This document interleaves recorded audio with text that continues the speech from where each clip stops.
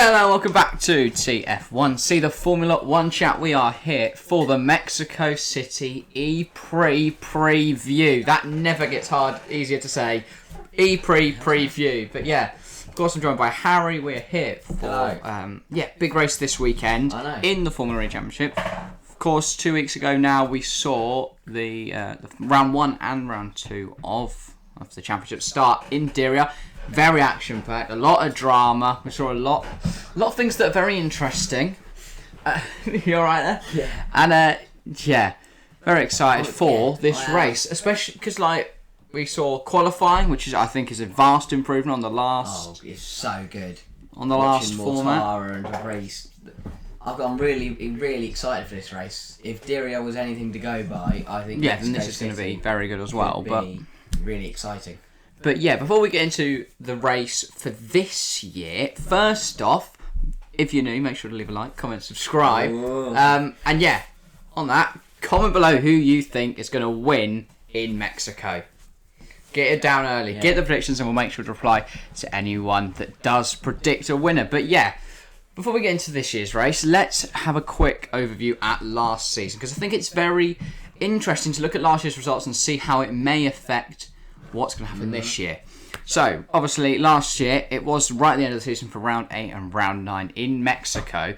Round 8, Verline took pole, but it's De Grassi who came through for the win, and it was an Audi 1-2 with Mortara, interestingly, in third.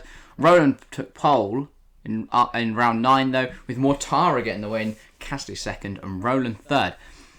The reason I want to highlight this, obviously, you've got Mortara on the podium in both. You have Mortara as the championship leader right now. That's big. He was quick there last year. I think we could see much of the same. Obviously, yes. I think the new quali format does mean that I'm looking at this. I'm thinking... it's a very different result. The race, you can never rule out. The race will always be in that fight. I think you've got... this year, Mortara looked so strong last year. De Grassi took a win last year. Yes, it wasn't with Audi, but I still. But if anything, he's in a better car now. Yeah. So De Vries, as I said, will always be up there. I think Van Dorn on his day.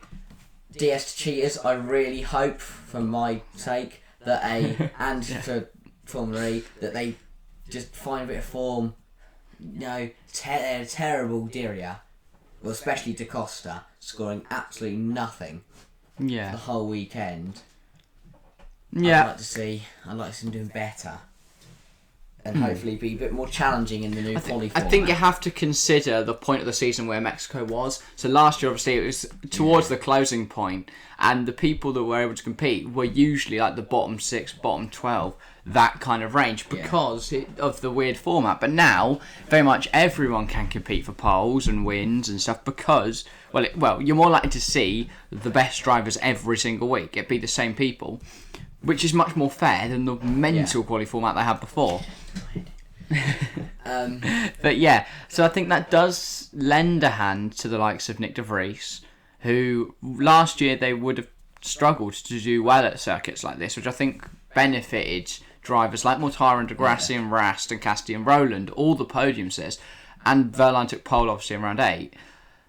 They all benefited because they weren't quite as high, but I think if everyone is able to compete on the same level playing field for pole position and eventually for the race win and podium, I do think De Vries, yes, he didn't get the best result in round 2 at all, but he's clearly the quickest driver, in my opinion. Yes, and the way he dominates the pole, the qualifying, I think he'll take pole. We'll do our general prediction. I think Nick De Vries will take pole. My only thing is obviously with Nick in the round 2 race at Diriyah, he proved that he is prone to make a mistake, and still is young side kind of showing through, not much experience. A lot of the likes of De Grassi, who have been in Formula E since the start of Formula E. Just on that quickly, I didn't realise how old Nick De Vries was. How old is he? How old do you think he is? 20 something? No, how old do you think he is? 25, 24. Really? He's 27. I thought he was like 27? 22. I know. 27? He's approaching his 30s in 3 I thought years. he was around the age of Max Verstappen. I know. I guess just compared to other Formula E drivers, he is quite young. Yeah. And the other thing, I mean, Nick de Vries looked very strong at Diriyah last year as well. So maybe Diriyah is a very good track for him. I'd like to think so. I think he looked strong in Diriyah last year because it was a level playing field. At Diriyah last year, he was able to compete on the same as everyone else. Whereas at other tracks, it wasn't that because of the quali format. And I think this year it's going to be a lot more about who's got the most pace and not just opportunistic like it was last season. Yeah. But yeah, I'm going Nick de Vries pole. What are you going to go for pole position? Pole, I'm going to be different. I don't think de Vries get pole. I think it'll be Eduardo Mortara. Wow, how different. We've gone for the top two in the championship. How shocking. I thought when you said that you were going to go like Vern or Bird or something mental. Nope. Well, not mental, but like I think it's a just bit more out there. Oh yeah, obviously if it was last year's quali format, I would have, but this year's quali format, I think it'll be down. I think it'll be Eduardo Mortara on pole position. Fair enough. And who do you think? You're 1, 2, 3. Who do Podium. do you think Mortara will hold on to his pole position, or is someone else going to take the win from him after his pole lap? I think he won't convert pole into a win. Wow. I think de Vries will win. Because I think de Vries will be up there. He'll be second, third, fourth on the grid. I think it'll be de Vries first, Mortara second, and then I mean third. I'm expecting kind of a bit more of just a shock. Someone manages just to get there somehow. Yeah. And I'm gonna say that have I gone? I'm gonna say Jake Dennis. I thought this is going to be mental. He's gone for third place in the championship last season and the top two in the championship this season. Yeah. How shocking. Right, well I'm actually going to go a little bit more out there. Somewhat. I'm going to go for de Vries not to convert his pole. I'm going to go for Degrassi. He clearly enjoys that track. He took... Yeah. I mean, I think back to that one where the race... I think it was 2020. Was it 2020? And was it Mexico? It might not be either of them. But it was when, right on the line, their line, his battery went down to 0, and Degrassi got him right at the corner. I can't remember. I think it was Mexico, but I might be wrong. It might be a different circuit, something like that. But I think it was Mexico. Yeah.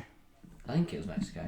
I think the corner definitely looks like that Mexico. And then obviously Mexico won their last... Well, I think they may have changed the track since then. Yeah. They're going somewhere else, I think, because it's Mexico City and not Puebla.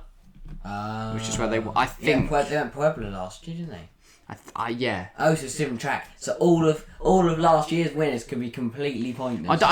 I don't know. It might just be a name change. Or we may have gone Mexico last year and Puebla the year before. They might call it the Mexico City, Puebla, something rah. Yeah. E-Prix. But anyway, I'm going to go for Degrassi, the most experienced driver in Formula E, to take the win here. He clearly enjoys Mexico.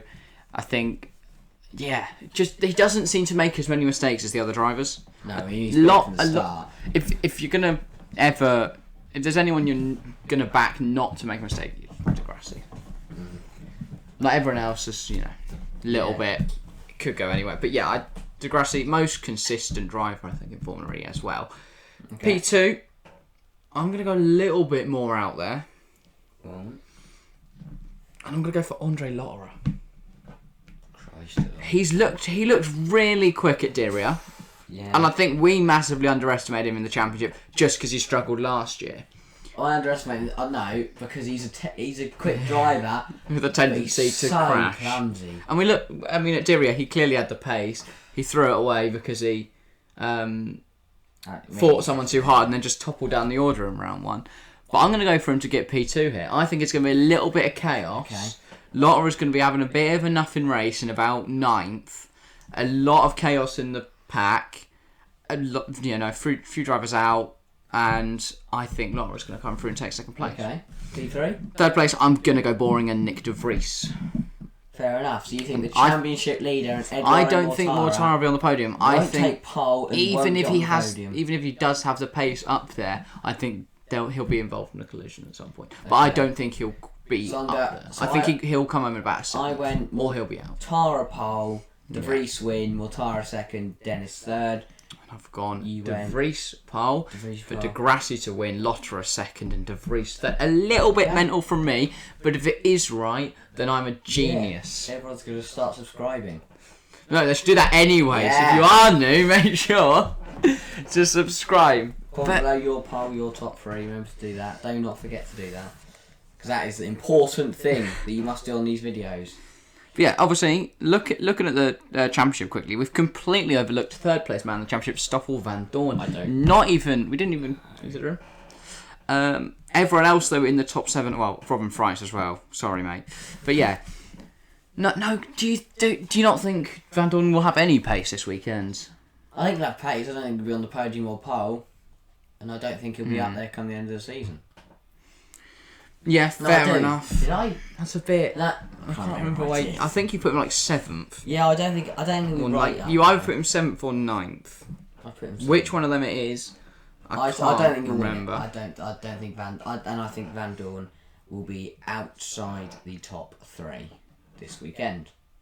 I could very much see that happening. But again, though, this is Formula E, and it could be anything could happen. Tickdom, Gio, yeah, Turvey. Who's the bottom 3?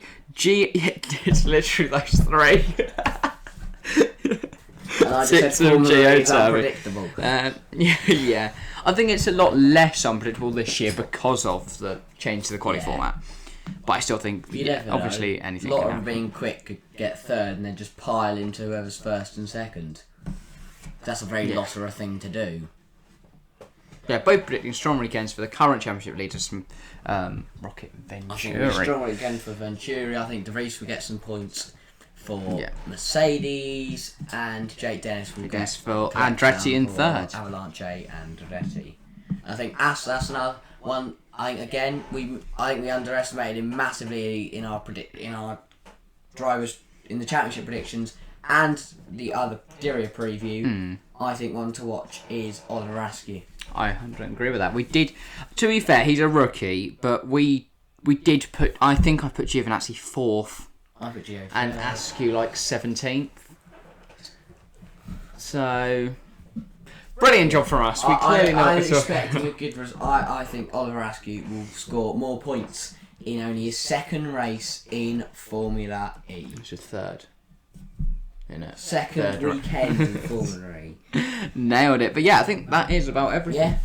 Covered all the topics we want to talk about. We will be doing a review probably going out Sunday, so that's very exciting.